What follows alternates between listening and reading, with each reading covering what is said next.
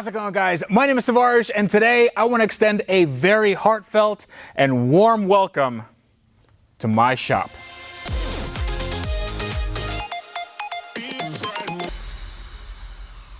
I started doing this YouTube channel 4 years ago full time, and in almost every video I've said, if you're new to the channel, thank you for watching and consider subscribing if you like what you see. Now, over those 4 years, I've gotten over 1.2 million of you to hit that button, and it's been incredible. This is the ride of a lifetime. I can't believe that I get to do what I do and share it with you guys. So I'd like to extend a very heartfelt thanks to each and every one of you that hit the subscribe button, liked the video, watched the video, shared a video. It really, really means a lot to me. All of these projects are because of you, and they're just as much yours as they are mine. Now, as you guys can clearly see, there have been a lot of changes since the last time I spoke, and these changes are big. In fact, they're so big, I can't fit them all in one video. So this is gonna be a garage update week. Now, today, I'm gonna go over everything that I have here, but sort of in bits and pieces. And later on, you're gonna have a video every day this week.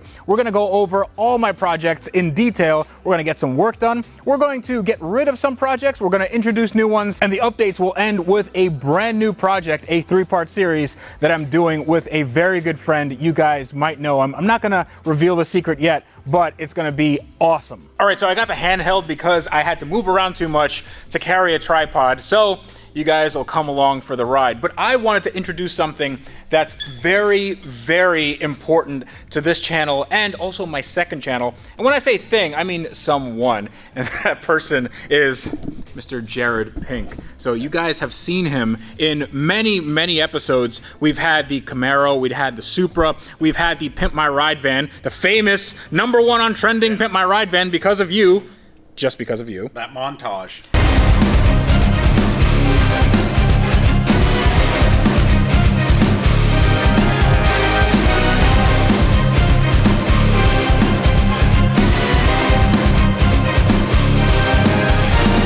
Jared is a big part of the channel, not physically. I mean, he's a big guy. He's getting bigger by the second. He is going to be a partner in my Wrench Everyday channel. And that is, well, you can see that in the link in the video description below, but that is gonna be a channel for me and him just to do some fun stuff. Yeah, fun, the more affordable projects, no supercars, exotics, we've got. But it doesn't mean that they're gonna be slow cars. So no, we're still gonna do budget builds because that's sort of how I started, and I love the budget builds. I love finding value when you don't have to spend a lot of money. So one of the projects that we are actually working on right now, right this second, is this.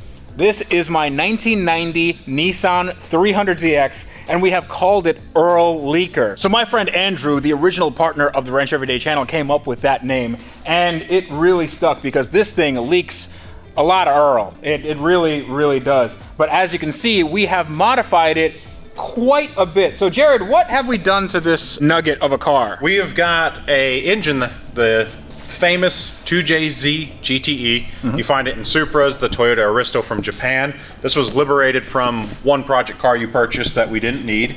When you say didn't need, we didn't need it. There's plenty of cars. You always need more project cars.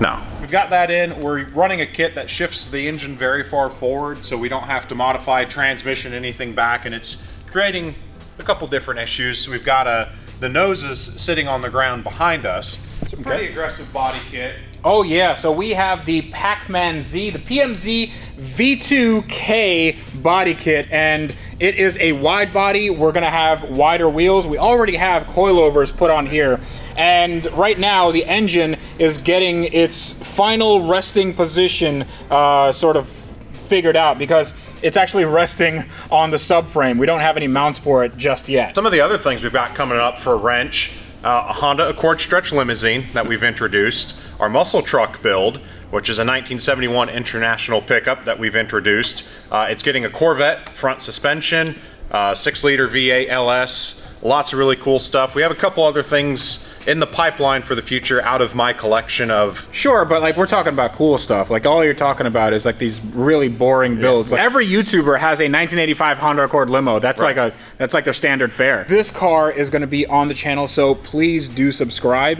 We're also doing we're doing a little rowdiness here because, as you can see, the exhaust comes out and it's going to go out here.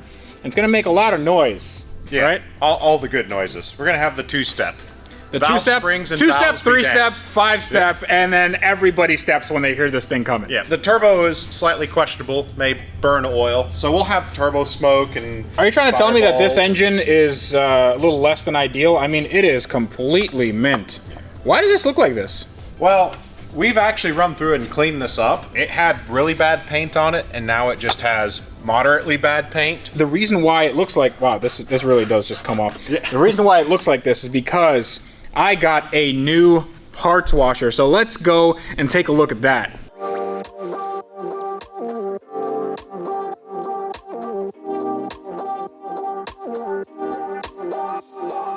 Check this out. This has been about 1.5 years in the making.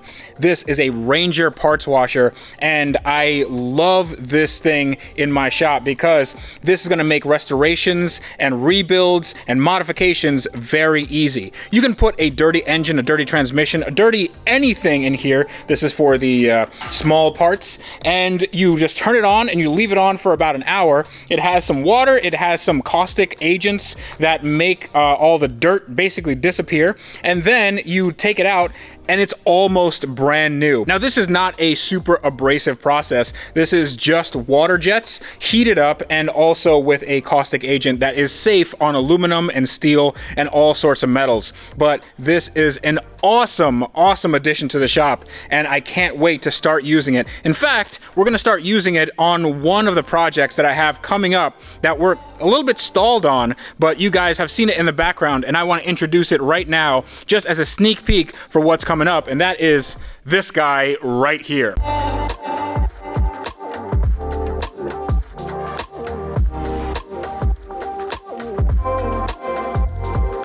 Ladies and gentlemen, this is a 2015 Audi R8. And it's not just any R8, this is actually quite special because this is the very last manual V8 ever made. And I'm not talking about this model or anything like that. This actual car is the last one that left from the factory with a gated manual transmission, which is absolutely insane.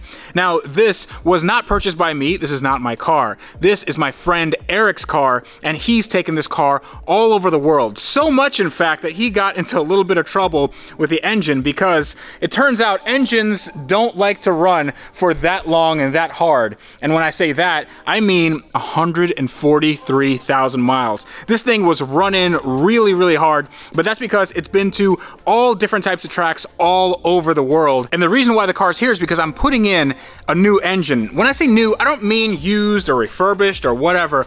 Audi sent over a brand new long block. I have no idea how much they cost, but this is the new engine going in. Now, usually when Audi sends over a long block, it doesn't look like this. It's just all stripped and taken apart, and we had to put everything back together from the old engine, and that's why it looks like this. There are a ton of hoses and fittings and clamps and brackets and everything, and it took quite a while to get this to this shape. However, I can't put the engine in the car because we're missing some vital components. Now, if you come down here, I'm gonna move this out of the way, you'll see that there is a little hole right here and a bearing goes in there, and then a shaft goes through the engine because, of course, this is a all-wheel drive car.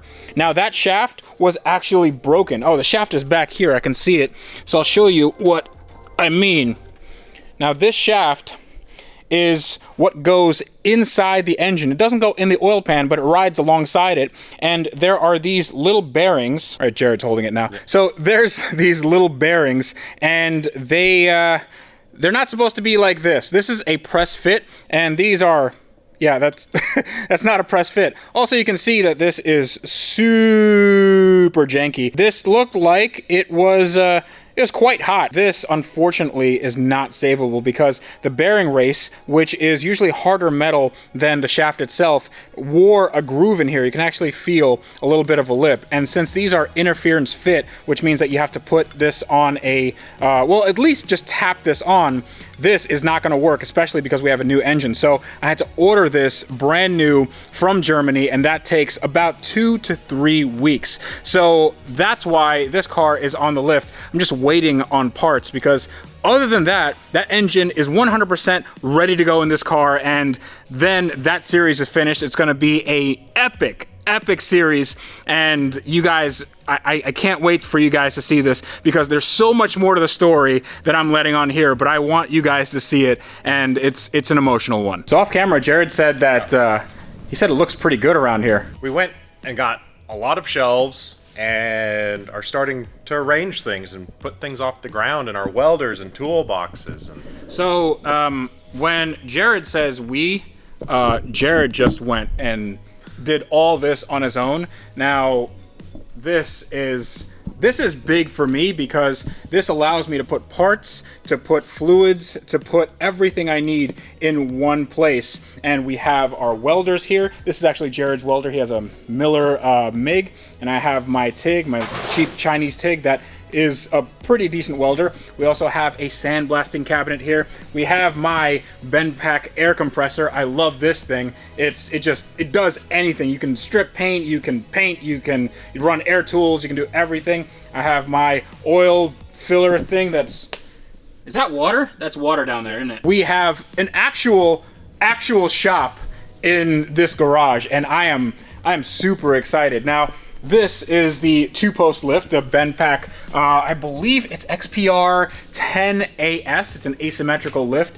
So in case you guys didn't know, this is what makes a lot of car work possible. This is going to be the area where engine swaps happen. This is going to be the area where a lot of suspension swaps happen, or maintenance, or anything, because this is it's just a tool that every person needs if they can afford it and if they have enough space, because it does take up a lot of space. I think it's like 12 or 13 feet that you need. Well, remember, you can actually order this without an upright post. So if you have a short ceiling, Benpack offers lifts with ground cables. Just the ground cables, right? Okay, cool. So you can have a shorter ceiling, you can't lift as high, and you can't have too low of a car to drive over it. You're right. But even in short garages, there's options to check them out. Well, since we're talking about lifts, I should probably talk about all of these lifts. Now, this is just a dream of mine because I never thought that I'd have something this awesome. These are Benpack HD9s, and if that is familiar to you, you'll know that I bought one of these for my own garage many years ago. It was red, but these are 9,000 pound rated. And one of the interesting things is that this is a 110 volt system. So you can connect it to any regular plug. And that was really important for me because I didn't want to run 220 all over my shop. I do have 220 volt over there. That's for the heavy equipment and the welder, and that lift over there, that actually does work on 220. And that one's actually a little bit bigger. So we're gonna put the big cars over there eventually.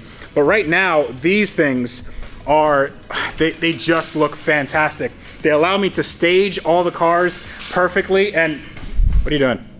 I was trying to be quiet. You're trying to be quiet? You're making a lot of noise. Well, you could have edited it out, but then you brought attention to it. Now people are wondering, what was that noise? Well, I'm getting the next thing ready to display. Oh, the next thing, okay. But go back to the lifts. Okay, I'm gonna go back to the lifts. These things are super convenient. Just a regular house plug connection and an airline. Now I do have to run the airline throughout the shop, which is not such a big deal. Right now I'm just running the airline directly from the compressor in case I need to lower any of the lifts, but it's not necessary right now. But if we walk further in, we'll see my island of misfit engines, and these are misfit engines. I don't know what I'm gonna do with them. I'm not sure if they're good. I'm not sure what these really are about, but this is really cool nonetheless. We'll start from left to right. This is a Ferrari F430 V8 4.3 liter, making around 500 horsepower in stock form. Now this one, I believe is broken. I believe it has a bent rod or something, and it needs to be re-sleeved, and some damage has occurred. I got this from part from EAG, and this was basically given to me for the price of shipping. I don't know what I'm going to do with it. This is going to be, well, it used to be the backbone of my project for the SLC I had, which I had to cancel, unfortunately, because it was just too big of a hassle trying to get all of the parts and all of the specs and all of the measurements from a company that just wouldn't want to work with me. So this is probably going to be a table or something. Well, it needs a lot. It needs all the accessories, it needs the intake manifold, it needs internal engine work. So no idea what this is worth, but I think it's cool nonetheless.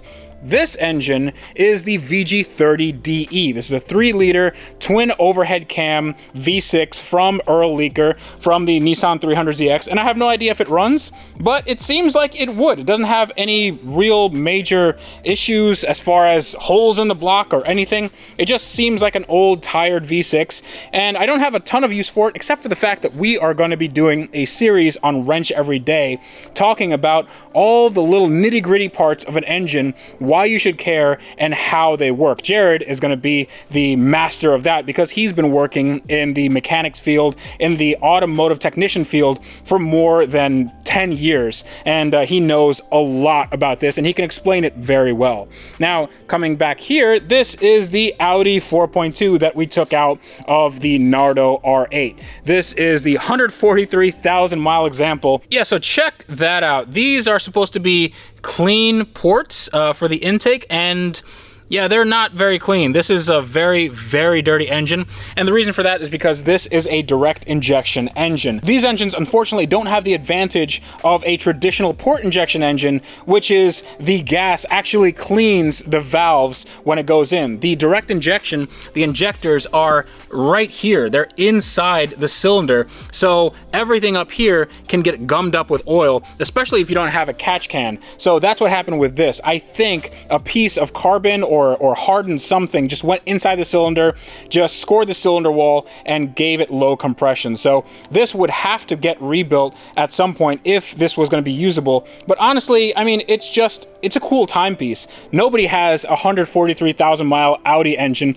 and maybe Audi wants this back. I don't know, but this is cool nonetheless. But even cooler is this guy. This is a 6.2 liter Lamborghini V12, and oh my goodness, I can't believe I have this.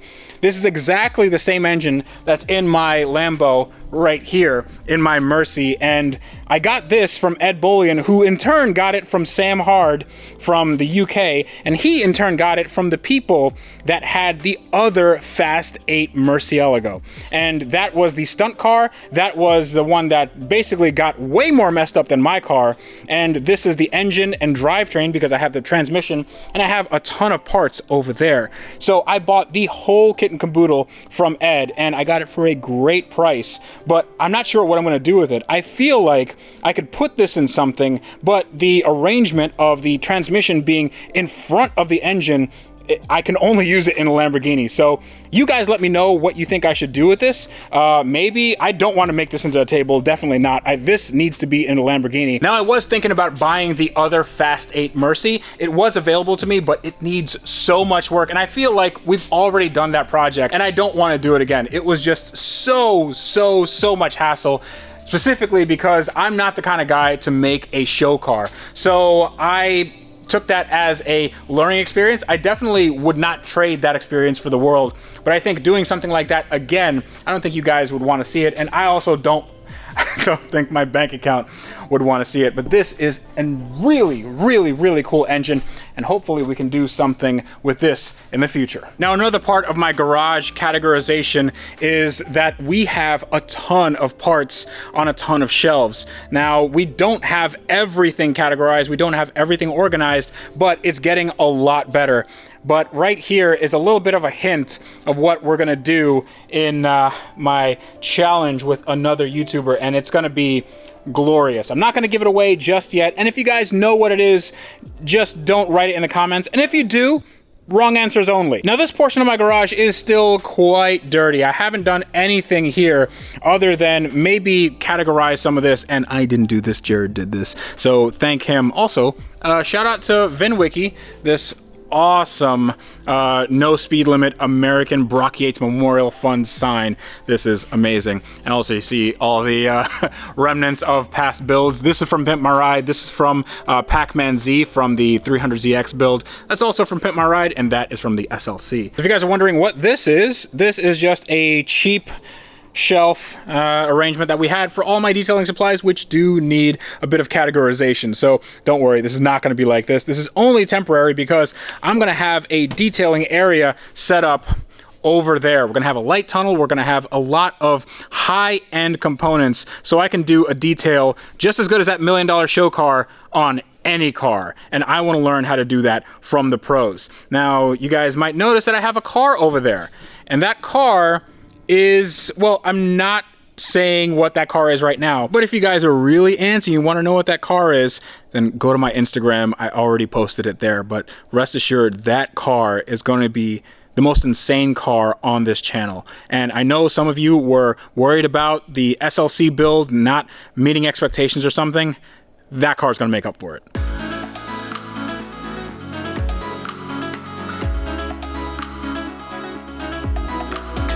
Is this a Honda? This is a Ferrari that Tyler Hoovey once owned. Tyler Hoovey? Is that his name? Yeah, Hoover. Hoover? Hoovey. Yes. Tyler Vacuum. This is a Ferrari F355 Spider. That was, well, there's not much to it anymore. I think another YouTuber set it on fire for views, right? That's that how it happened? Pretty sure that's not how it happened. They reached in and fixed that recall. Uh-huh. So these cars had a recall where a clamp of one fuel hose would rub another fuel hose and put a big hole in it. And all they had to do is turn the clamp and everything was fine. But that wasn't done, and fire spread all over the car, and it was not very nice. But this is a big project for me because I went through many phases. I thought that I was going to do just a custom rebuild with, you know, a Berlinetta hardtop, and then I figured I would put the regular engine in there because it sounded really good. But then I realized, listen, the car is kind of crappy. Like the metal, some of the metal is warped, and this is not going to be anything worth anything to any Ferrari prospective buyer. This is not the car that that gets a RM auction high bid. So I figured we're gonna just like make it really cool. Yeah, and make them very angry instead. Yeah, we're gonna make the haters angry because if you guys saw my last episode, I mentioned that this three-rotor with a Mendiola 5-speed sequential transmission is going in this Ferrari.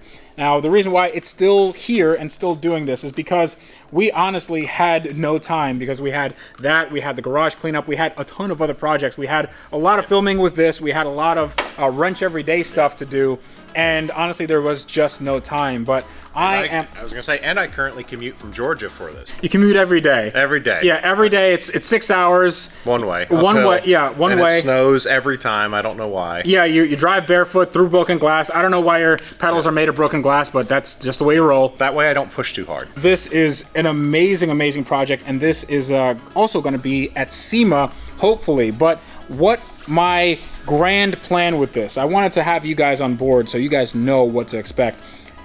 Wide body. This is going to have an exhaust either coming out of here or coming out of here with lots of fire. What do you think?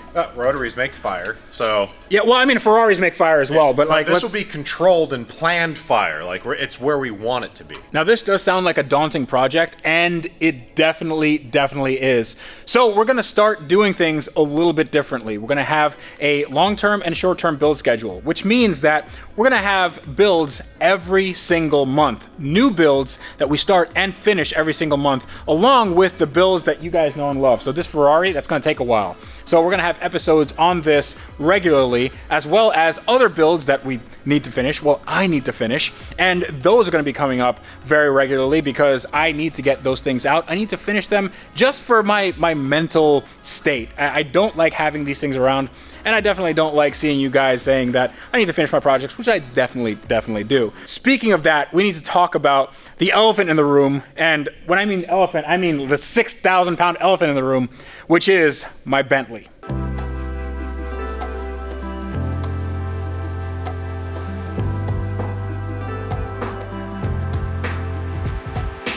Well, here it is. She's done. Don't it look great? Okay, so this is my 2004 Bentley Continental GT, and to be honest, when I first bought this car, I didn't know what I was getting myself into, and I didn't really want to buy this car, but the chance came up, and you don't get a Bentley for 11 grand every day, so I figured, how hard could it be? Apparently really, really hard. And just because it's difficult doesn't mean that we didn't get a lot of work done, and all that work is right here. I put in an engine, obviously with the help of Jared, and this is a 2006 engine from a Continental GT. I believe it's either a Super Sports or a Flying Spur or something, but definitely wasn't a GT coupe like this because it's slightly different. There are slight differences to the body plugs and also to the wiring harness and some of the vacuum connectors. Now, if you're looking at this and it's daunting to you, believe me, it is 10 times more daunting to me because nothing makes sense on this car. Usually on these cars, it's like everything falls into place. On this, it's not that. Everything can go into like 3 or 4 different places, and you have to make sure to dot your T's and cross your I's. Well, and I have the fun part too that you took it apart. Yeah, I took it apart and then I forgot. And then I forgot. What I'm going to do is I'm going to put this all together.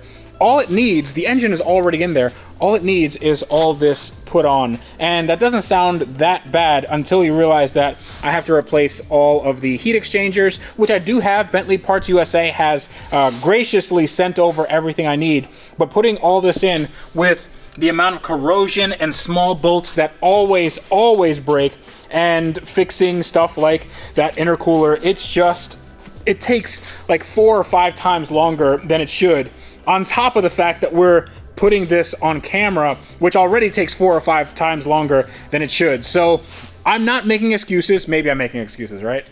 A little bit. So I hope you guys stick around for that, and I hope you guys stick around for the next installments, because I'm going to be going over all the other cars, and we're going to go over them in a lot of detail, just so you guys know where we stand in the next few days. I can't wait for that. We're just going to do, well, we're going to do that right now, but you guys will see it in the next coming days.